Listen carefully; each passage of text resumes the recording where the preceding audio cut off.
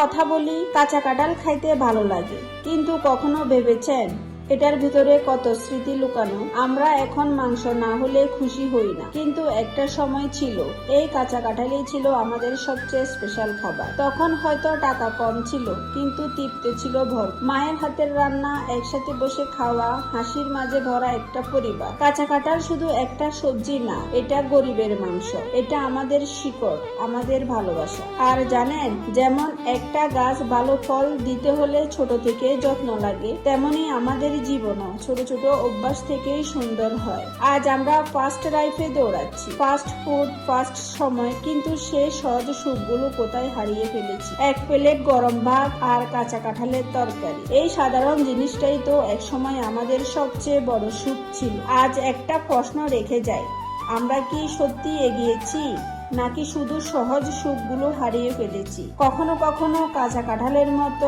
সহজ হয়ে বাঁচাটাও জরুরি।